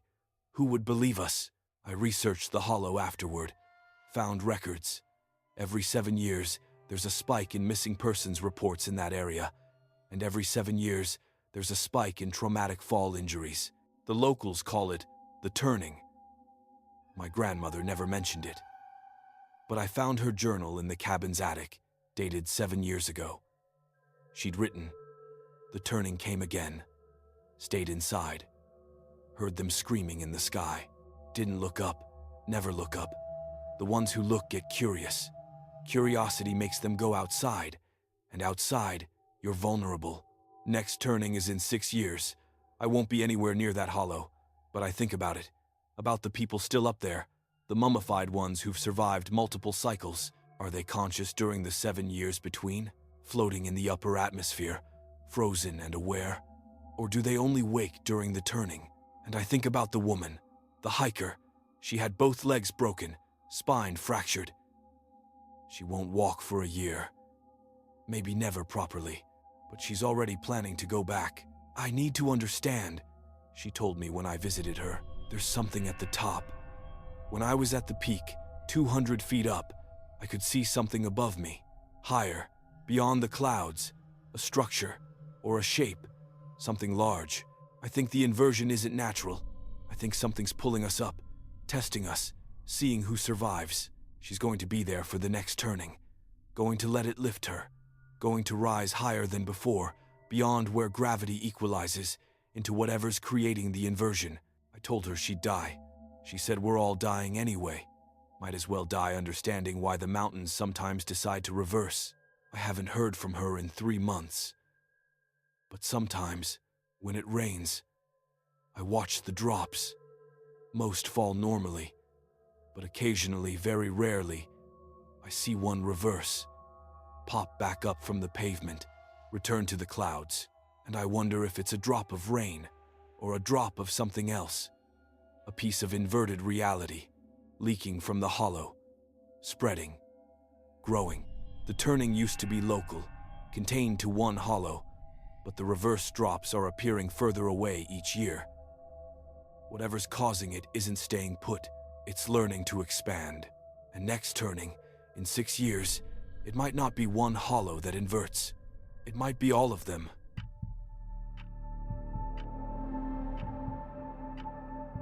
The Polaroid camera was in the attic, wrapped in a pillowcase that smelled like mothballs and old paper. I found it while cleaning out my aunt's house in Magoffin County, Kentucky. She'd died suddenly stroke at 64, and I'd volunteered to sort through her belongings. The camera was a one-step 600 from 1996, olive green, with a cracked wrist strap. Inside the film chamber were 3 exposures left. Expired film, probably worthless. But I'd always loved Polaroids, the magic of instant development. I took a test shot of the attic window, the photo ejected. I waited for it to develop. The image emerged, but wrong. Instead of showing the attic window, it showed a window in darkness, filmed from outside. I was looking at the attic from the yard, at night, even though I'd taken the photo from inside during daylight. I checked the window, looked outside, bright afternoon, but the photo showed night. And in the photo's window, there was a figure. Someone standing in the attic, looking out. Me. But I was down here, holding the photo. The image was showing a future moment, or an alternate moment, or a moment that would exist later. I took another photo, this time of the empty hallway. The image developed. The hallway, but full of furniture that wasn't there. Old furniture, from decades ago, and walking through the hallway, away from the camera, was my aunt, young, maybe 30. I could see her face in profile, My aunt had been dead for 3 weeks.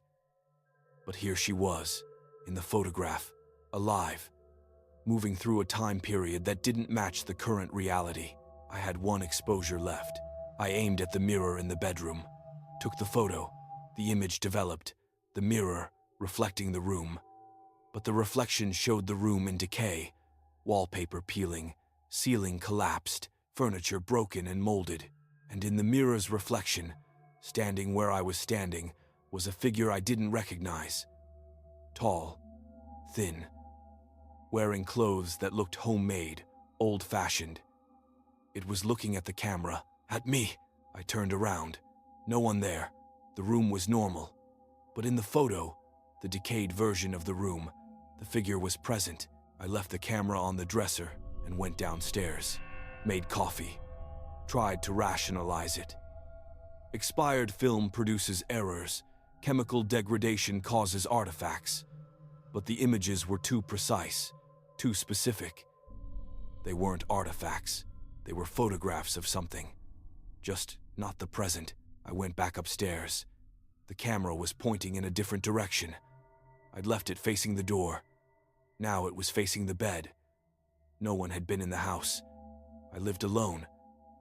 The house was locked. I checked the photo counter. It read 10. 10 exposures remaining.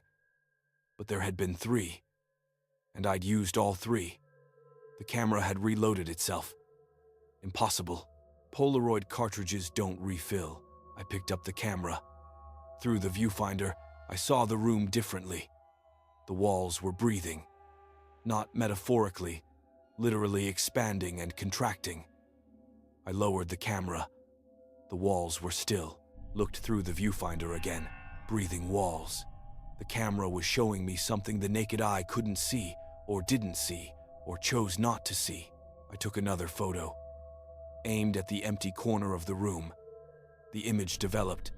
The corner full. A child sitting there. A girl, maybe 8 years old, in a dress from the 1800s. She was staring directly at the camera, at me. I checked the corner, empty, but the photo was clear. She existed in whatever layer of reality the camera was accessing. Over the next hour, I took 7 more photos. Each one showed the house differently. Photo 2, the kitchen but flooded, water up to waist height, a woman floating face down. Photo 3, the basement, filled with people, dozens of them, all standing motionless, all looking up at the camera's position. Photo 4, the front yard, on fire, trees burning, the house melting.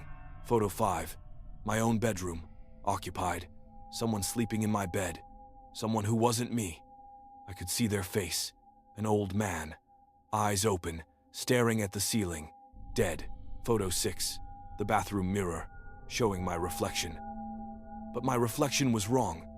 Older, decades older, skin sagging, eyes clouded, and behind my reflection, in the mirror's background, were figures, crowded, pressing close. The camera saw them, but the mirror didn't. Photo 7, the attic again. But this photo showed me taking the first photo. I saw myself from behind, aiming the camera at the window. The timestamp in the corner read today's date, the exact time I'd found the camera. The camera had photographed itself being used. It had photographed backwards in time. I stopped, put the camera down. This wasn't expired film. This was something else. The camera was accessing layered realities, past, future, alternate presence, spaces that occupied the same location but different states of existence. I should have stopped, but I took one more photo, aimed at myself, pointed the lens at my own face, pressed the button. The photo ejected. I grabbed it before it could develop, but it was too late. The image emerged, my face. But behind my face, visible through my skin like I was translucent, were other faces, dozens of them, stacked inside my head. Different people, different ages, different eras, all occupying the same space I occupied, all existing in the same body, my body, layered and compressed.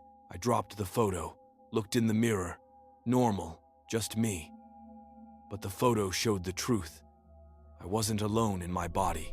Multiple presences, multiple consciousnesses, all inhabiting the same physical form, separated by something thinner than flesh, thinner than bone. The camera's counter read 1. 1 exposure left.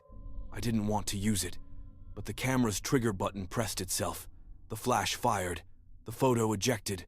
I watched it develop, afraid to touch it. The image showed the room I was in. Present moment. Accurate. But in the photo, I wasn't holding the camera. The camera was on the floor, and I was lying on the bed, not sleeping. Eyes open, mouth open, not breathing. The photo was showing the future, near future, minutes or hours ahead. It was showing my death in this room. I looked at the bed, empty. Looked at the photo, my corpse, clearly visible. The timestamp read 20 minutes from now. I left, grabbed my keys, ran downstairs. The front door wouldn't open, locked, but I hadn't locked it. I tried the back door, also locked. Windows wouldn't budge. I was sealed in. I checked my watch. 15 minutes until the photo's timestamp. I went back upstairs. The photo was still developing, additional details emerging. Around my corpse, standing in a circle, were the figures from the other photos. The child from the corner, the floating woman, the basement people, the old man from my bed, all gathered around my future body. 10 minutes. I searched the house, found my aunt's journals, read frantically. Found an entry from 1996, the year the camera was manufactured. Bought a camera at an estate sale. Seller warned me not to use it. Said it doesn't photograph what's there. It photographs what's between. The layers. I didn't listen. Took one photo. Saw myself dead. The photo came true 3 days later. I died. I know I died because I remember it. Remember the pain, the darkness, the ending. The camera shows you your death, and showing you makes it real. But death here doesn't mean ending. It means transition, becoming one of the layered ones. I'm not the same person who bought this camera. I'm one of the figures that existed in the between. I just occupy her space now. 5 minutes. I understood. The camera didn't predict death. It caused transition. Showed you moving from one layer to another, and seeing it made it happen. The photos were instructions, templates. Reality followed the image. 3 minutes. I tried to break the camera. Smashed it against the wall. It didn't break. The plastic dented but held. I tried to expose the film. Opened the back. The film cartridge was empty. Had always been empty. The photos weren't coming from film. They were coming from the camera itself, from whatever it accessed in the between spaces. 1 minute. I lay on the bed. Not from acceptance, from inevitability. I felt it approaching, a pressure, like reality was conforming to the image, bending to match the prophecy. 30 seconds. The room filled with figures. They emerged from walls, from floors, from the air itself. All the people from the photos, all the layered ones. They stood around the bed, watching, waiting. 0. I stopped breathing. Not from injury, from transition. My heart continued, my brain continued, but my breath stopped, and I felt myself slipping sideways, not down, not up, but orthogonally, into a direction that didn't exist in 3 dimensions. I died. I know I died because I felt it. The separation, the ending, and then I came back, but I'm not sure it's me. When I look in mirrors, I see my face, but sometimes, at certain angles, I see others. The layered faces from the photo. We're sharing space, taking turns. Most of the time, I'm dominant, but sometimes I lose hours. Come back to consciousness in different rooms, doing things I don't remember starting. The camera is still in the house. I left it there when I finished with the estate. Locked the house, put it on the market. It sold last month. A young couple. They called me yesterday. Asked about a camera they found in the attic. Said they took some photos. Said the images are strange. I told them to destroy it. They said they tried. It won't break. And now they're seeing figures in their house. People who aren't there. People who photograph as present but appear as absent. They asked if I knew anything about the house's history. I told them the house has layers. Most houses do. Most places do. The camera just shows them. Shows the people who exist in the same space, but different states. And once you see them, they can see you. The barrier thins. The layers start bleeding together. They asked how to make it stop. I didn't answer, because I don't think it stops. I think the camera is still active, still photographing, even without film, even without someone pressing the button. It's documenting the transitions, recording every person who moves from one layer to another. And in houses where the camera has been, the layers are permanent. You don't photograph a place, you photograph it into existence, make it real by observing it. I haven't been back to that house, but I dream about it. In the dreams, I'm in the attic. The camera is floating in midair, lens pointing at me. The flash fires, over and over, no one pressing the button, just automatic documentation. And each flash, I see myself differently, layered, multiple, becoming less solid, more distributed across the space. I think I'm still transitioning. The photo showed my death. And I died. But death there doesn't mean absent, it means layered, and I'm not sure which layer is dominant anymore.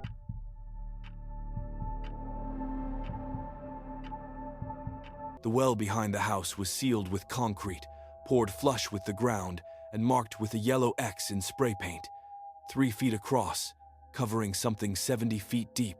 I was house-sitting my cousin's place in Harlan County, Kentucky, while she recovered from surgery in Lexington. The house was old pre-Civil War, built by coal money when the mines first opened. She'd warned me about 3 things. Don't go in the basement after dark, don't open the well, and don't listen if you hear voices. I asked what she meant by voices. She'd said, "You'll know. And when you do, don't answer them." The first voice came on my 3rd night. I was on the back porch at 11 p.m., checking my phone, faint. Coming from the ground near the sealed well, a woman's voice, distant, like someone calling from the bottom of a very deep hole. "Hello? Can anyone hear me?" I walked over to the concrete seal. The voice was definitely coming from below. Impossible, the well was sealed. Had been sealed for 40 years, according to my cousin. But the voice was clear, desperate. "I'm lost. I can't find the way up. Is anyone there?" I knelt by the concrete. "Hello?" The voice stopped. Silence. Then, "Oh, thank God. I've been down here for hours. I fell. I think my leg is broken. Can you help me? Can you call someone? The well is sealed. How are you down there?" "What? No, I'm not in a well. I'm in a cave. I was hiking. I fell through a sinkhole. Please, I need help. It's so dark. I'm so cold." I got a flashlight. Examined the concrete seal. Solid. No cracks. No gaps. But the voice continued, now pleading, describing injuries, begging for rescue. It sounded real. Authentic panic. Human desperation. I called my cousin. "There's someone in the well." "No," she said immediately. "There's not. Don't listen to them. Don't acknowledge them. And whatever you do, don't try to open it. It sounds real." She says she's hurt. They always sound real. That's what they do. "What is it then?" She paused. I heard hospital sounds in the background. The well was dug in 1857. Hit water at 70 feet. Good water, cold and clean. The family used it for 40 years. Then in 1896, something changed. People who drew water started hearing voices. Whispers from the bucket, soft at first, then louder, saying names, telling secrets, knowing things they shouldn't know. What caused it? They never found out. But people who spent too long near the well started changing, got quiet, distant, started spending hours just sitting by it, listening. 3 people climbed down into it. None of them came back up. The family sealed it in 1976, poured concrete. But the voices didn't stop. They come through anyway. Not all the time, just when someone's alone here, when there's someone to listen. What do they want? To be let out? Or to pull you in?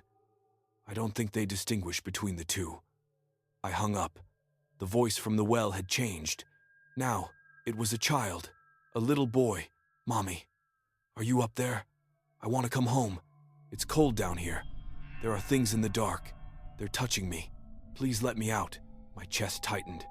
The voice was so young, so afraid. Every parental instinct I had screamed to help. But I backed away, went inside, locked the door. The voice continued. I could hear it through the walls, through the floors. Not louder, just pervasive, like it was finding every path into the house, traveling through pipes and vents. Please, I'm scared. I don't want to be alone. I put in headphones, played music. But the voice came through the music, underneath it, woven into the sound. I ripped the headphones out. The voice was inside my head now. Not external, internal, speaking directly into my auditory nerve. Why won't you help me? Don't you care? I'm just a little boy. I'm hurt. I'm alone. All you have to do is open the concrete. Just a little. Just enough to see if I'm real.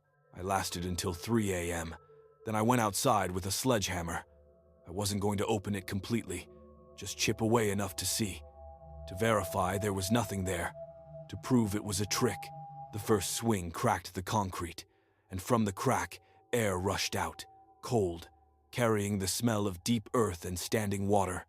And voices, not one, dozens, hundreds, all talking at once, overlapping, all calling for help, all claiming to be trapped, all begging for rescue. I dropped the sledgehammer. The voices poured through the crack like liquid, spreading into the air, filling the yard. Each one distinct, each one with a story fell in, got lost, was pushed, was looking for something, and couldn't find the way back. And they knew my name. Michael, they said in unison. Michael, thank you for hearing us. We've been waiting. So many years. So many people stopped listening. But you heard. You're kind. You're going to help us. I ran inside, but the voices followed. They weren't confined to the well anymore. I'd cracked the seal, and they'd escaped the boundary. They filled the house, every room, speaking constantly, all talking to me, about me, for me. They knew details, my childhood, my regrets, my fears. They spoke in the voices of people I'd known, dead relatives, old friends, former lovers, each voice tailored to make me trust it, to make me believe it deserved help. I called my cousin again. I cracked the seal. Oh no. Michael, you need to leave. Now. Don't stay in the house. They're everywhere. They're in my head. They're not in your head. They're in the space around you. The well isn't a well. It's a mouth. A connection point to somewhere else. Somewhere with consciousness, but no bodies. The voices are fragments of awareness that got trapped in the gap between here and there. They've been trying to get fully through for over a century. The concrete kept them contained. But you broke it. You gave them an opening. How do I stop it? You can't. But you can get away from it. The voices are tied to the well. The further you get, the weaker they become. Drive to town. Don't come back. I'll hire someone to reseal it. Properly this time. I grabbed my keys. The voices intensified. Michael, don't leave us. We're so close. Just a little more. Open it wider. Let us through completely. We can be together. You won't be alone ever again. We'll be with you.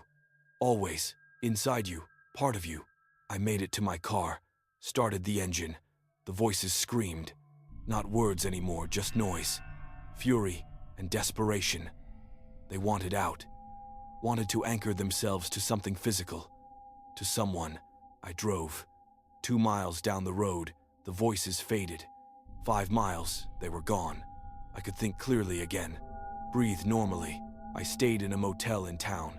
Called a contractor. Sent him to the house with instructions to reseal the well. Deeper concrete. Rebar. No cracks. He called me 6 hours later. Job's done.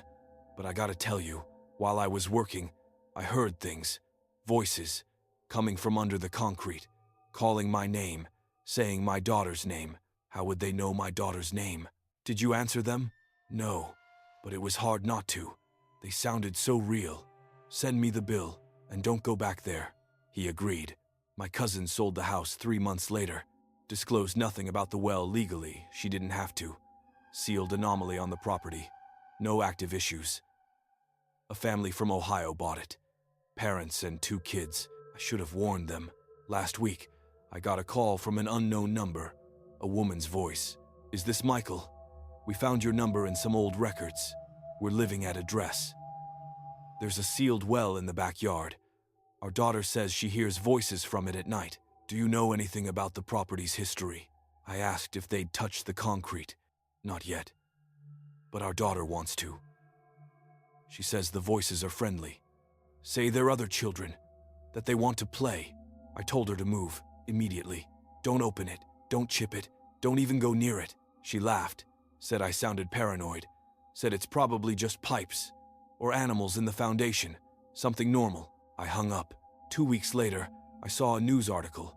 Gas leak at a residence in Harlan County. Family of 4 hospitalized. Condition stable, but acting strangely, according to neighbors. They keep saying there are people in the house that aren't there. They're having conversations with empty rooms. The article included a photo of the house, my cousin's old place. And in the photo, visible in the backyard, the concrete seal was broken, shattered. The well was open, and standing around it, barely visible in the image's grain, were figures, dozens of them. They looked like people, but not quite proportions wrong, movements strange, like humans drawn from memory by something that had never seen one clearly. The family had let them out, or the voices had convinced someone to break the seal from inside through dreams or compulsion. Either way, the boundary was gone. I haven't followed up. Don't want to know how many people are hearing voices now, how far from the well they've spread, whether the fragments found bodies to anchor to or if they're still searching, calling out from pipes and vents and crawl spaces. But sometimes, late at night, I hear them, faint, distant, coming from my apartment's plumbing, whispering my name, thanking me for cracking the concrete, for giving them the first opening in 120 years. They're not in Kentucky anymore. They're spreading, traveling through water lines, through aquifers, through the underground networks that connect every well, every pipe, every point where people drew water from deep places. And they're still looking for listeners, still calling out, still waiting for someone kind enough, curious enough, lonely enough to answer.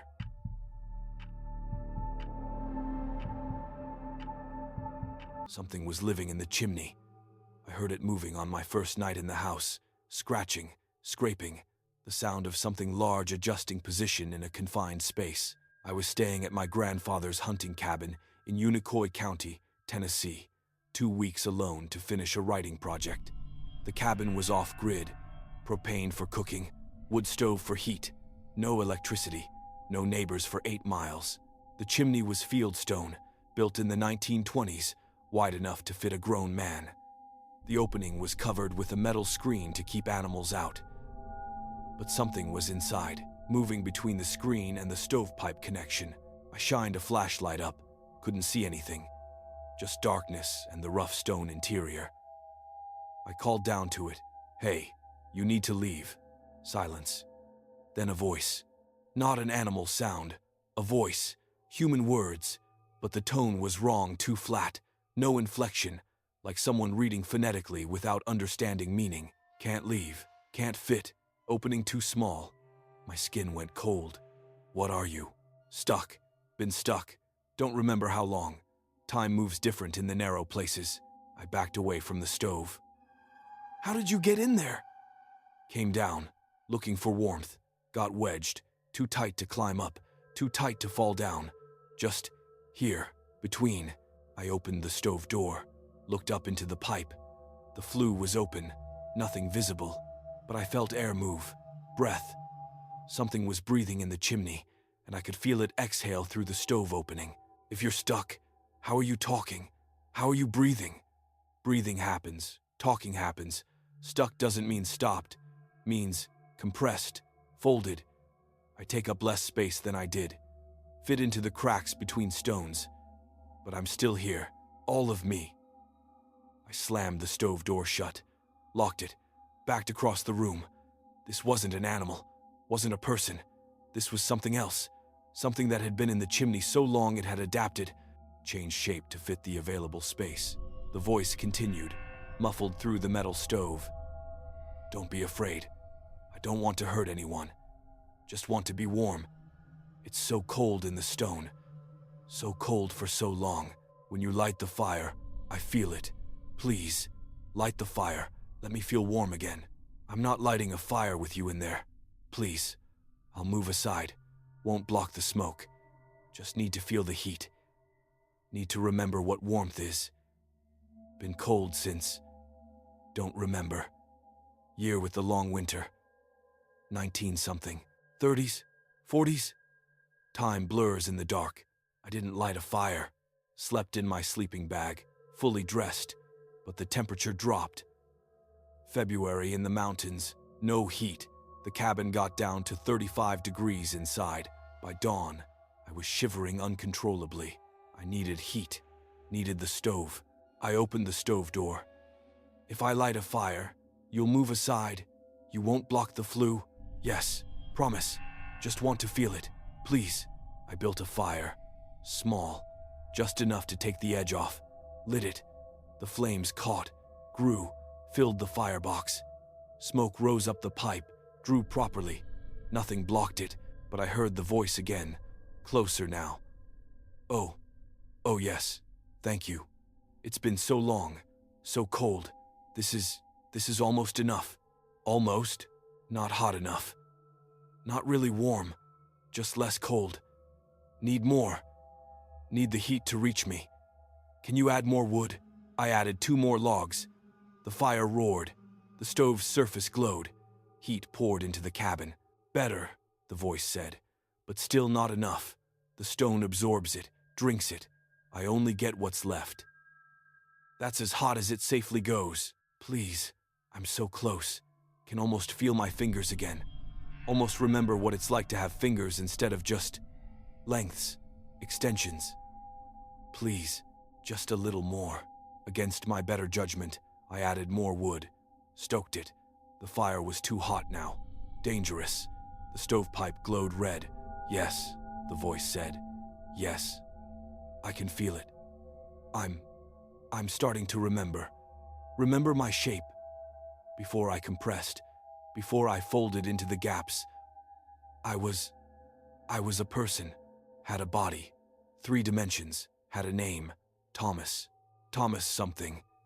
Came here hunting. Winter of 1937, 38? So cold that year. Found this cabin empty. Lit a fire. But something was wrong with the flue. Smoke filled the cabin. I climbed up to check, got stuck, called for help. No one came. Started to panic, wedged tighter. Couldn't breathe, suffocated in the stone.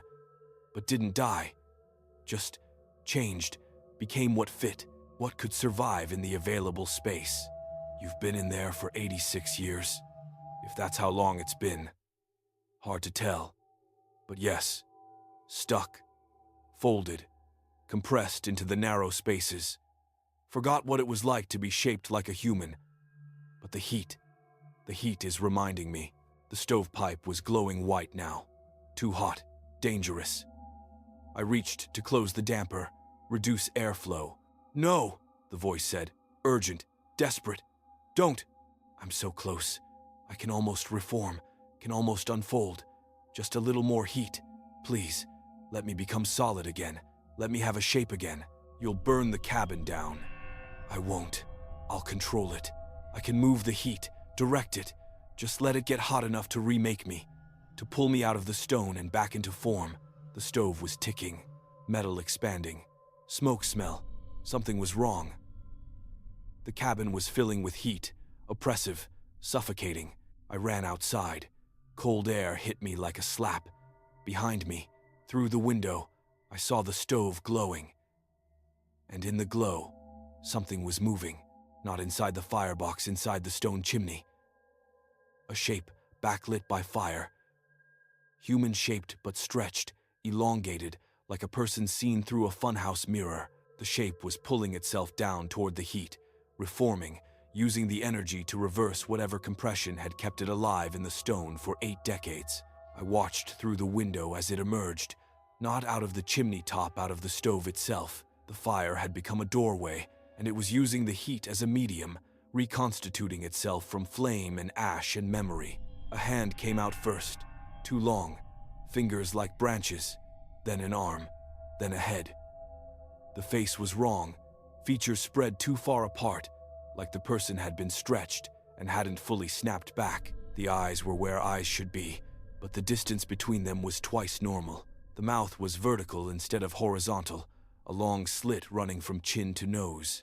The thing pulled itself fully out of the stove and stood in the cabin, 7 feet tall, thin, wrong proportions. Smoke drifted off its body. It looked around, orienting. Then it spoke. "Thank you. I'm out. I'm warm. I'm almost right again. Just need to adjust. Need to remember how to be shaped like this." It started moving, walking around the cabin. Each step, its proportions shifted. The legs shortened slightly. The arms thickened. The face compressed. It was relearning human shape, adjusting in real time. After 10 minutes, it looked almost normal. Still too thin, still too tall, but recognizably human. It went to the mirror on the wall, stared at itself. I remember this. This is close. This is what I looked like before. It turned to the window, saw me outside. "Why are you out there? Come in. It's warm now. We can share the fire. I'm fine out here. You'll freeze. Come inside." No. Its face, almost human now, showed confusion. "I don't understand. I'm free. I'm reformed. I'm not trapped anymore. Why are you afraid? Because you were stuck in a chimney for 86 years and you're still alive. That's not natural." Natural. It tasted the word. No, not natural. But neither is being compressed for 8 decades. Neither is folding into stone and staying conscious. I adapted, became something that could survive the impossible. And now I'm back. Almost. Just need to stay warm. Need to keep the heat flowing. Can't let myself cool down or I'll start compressing again. Start fitting into small spaces. I can't go back to that. I can't go back to being folded. It walked to the stove, opened the door. The fire had died down. The thing's edges started to blur. Its proportions began shifting, elongating. "No, no, no," it said. "Need more wood. Need heat." It grabbed logs with those 2 long hands, stuffed them into the firebox. The fire roared back. The thing solidified, reformed, became human-shaped again. Better. Can't let it die. Can't let the cold back in. It turned to me. "You have to help me. Have to keep the fire going. If it goes out, I'll start folding again. I'll compress. I'll fit back into the narrow spaces. I can't go back. Can't be trapped again. I'm not keeping you warm. Then I'll do it myself." It started feeding the fire. Log after log. The cabin was an inferno. The windows cracked from the heat. The thing stood in the center, absorbing warmth, maintaining its human shape through sheer thermal energy. I left, hiked 8 miles to the nearest road, called the fire department. By the time they arrived, the cabin was ash. Nothing left but the stone chimney, standing alone, blackened. The fire marshal ruled it an accident. Old stove, improper ventilation, excessive fuel load. They never found remains. But they wouldn't. The thing had burned with the cabin, or it had escaped, or it had compressed back into the stone, folded into the gaps, waiting. I sold the property. Never went back. But sometimes I think about it. About Thomas, trapped in the chimney for 86 years, conscious but compressed, folded into spaces too small for life, surviving because dying would have been a mercy he couldn't reach. Last winter, I got a call from the new owners. They'd rebuilt on the property, kept the original chimney historical value, but they were hearing sounds, movement in the stone, scratching, and on cold nights, they heard a voice calling from inside. "Please, light a fire. So cold. Been cold so long."